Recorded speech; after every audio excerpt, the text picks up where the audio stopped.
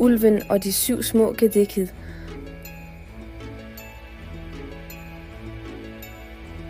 Der var engang en gedemor, som boede i et lille hus i skoven sammen med sine 7 små gedikid.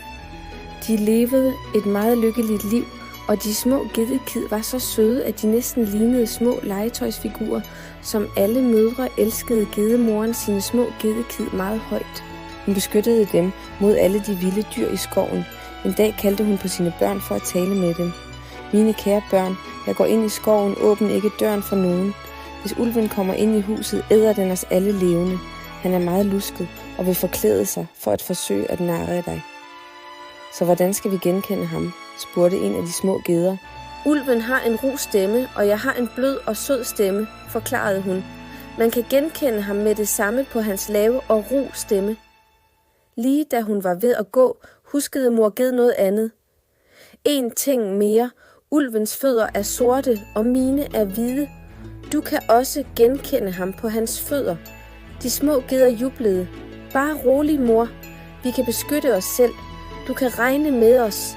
Mor ged kyssede sine små geder en efter en og gik ind i skoven. Ulven, som holdt øje på afstand, så gedemoderen gå. Han ventede et øjeblik, så sneg han sig op til hytten og bankede på døren. Hvem er det? Råbte de små geder. Med en grov stemme svarede ulven.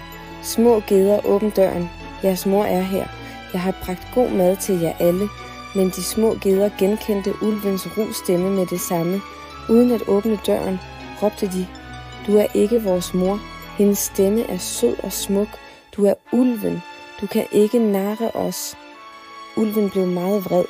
Han gik hen til en butik, købte et stort stykke kridt og spiste det. Nu lød hans stemme meget blødere. Han gik tilbage til hytten og bankede på igen. Denne gang sagde han med sin nye bløde stemme. Mine små geder, åbn døren. Det er jeres mor. Jeg har bragt mad fra skoven til jer alle. Da de hørte den bløde stemme, der troede de små geder, at det virkelig var deres mor.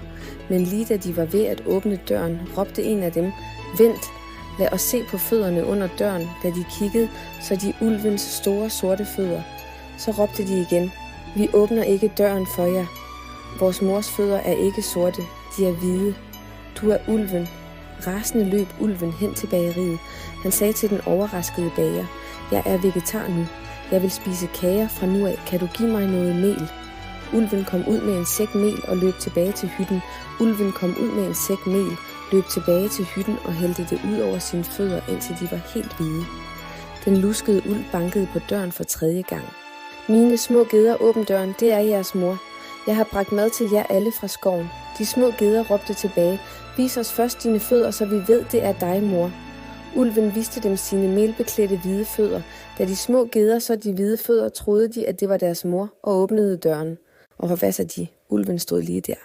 De stakkels små geder vidste ikke, hvad de skulle gøre, og begyndte at løbe rundt og skrige i panik. Spild ikke jeres tid. Jeg fanger jer alle sammen, brølede ulven. En gedue faldt under skrivebordet. Den anden gemte sig i sengen. Den 3. gik op i skorstenen. Den 4. gemte sig i køkkenet. Den 5. kom ind i skabet. Den 6. gemte sig bag gardinet. Og det 7. og mindste gedebarn gik ind i det kæmpe store ur på væggen. Men den luskede ulv var hurtig. En efter en fandt han dem og slugte dem hele. Den eneste han ikke kunne finde var den, der gemte sig i uret. Mæt følte han sig, opgav at lede og gik ud. Han fandt et dejligt sted under et træ i haven, lagde sig ned og faldt i søvn, mens han snorkede højlydt. Kort tid senere kom gedemor hjem. Da hun så døren stå vidt åben, vidste hun, at der var sket noget forfærdeligt. Åh, mine små geder, råbte hun. Huset var et rod. Borde og stole var væltet, gardiner var revet i stykker, og sengene var rodede. Hun råbte sine børns navne et efter et, men ingen svarede. Til sidst råbte hun den sidstes navn, så hørte hun en lille stemme. Jeg er inde i bedstefars ur, mor.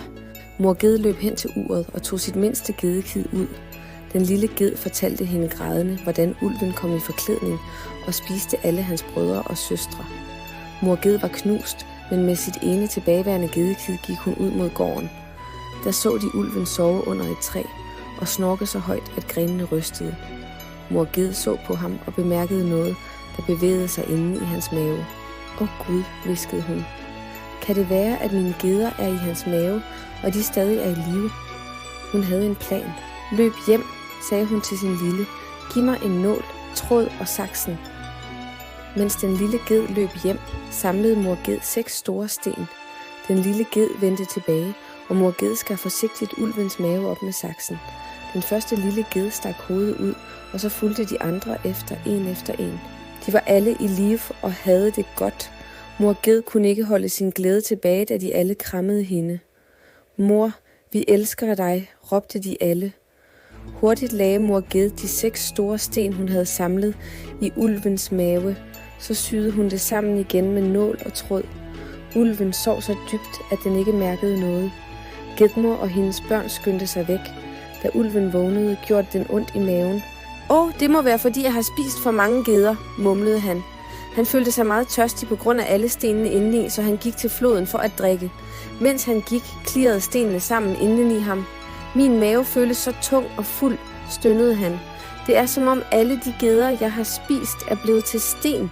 Han lænede sig over for at drikke, men de tunge sten fik ham til at miste balancen, og han gled i vandet. Hjælp, jeg drukner, råbte han, men der var ingen der til at redde ham. Stenenes vægt trak ham ned i det dybe vand. Da de så, hvad der skete, løb mor ged og hendes 7 små geder til flodbredden. Hånd i hånd begyndte de alle at danse og hoppe af glæde.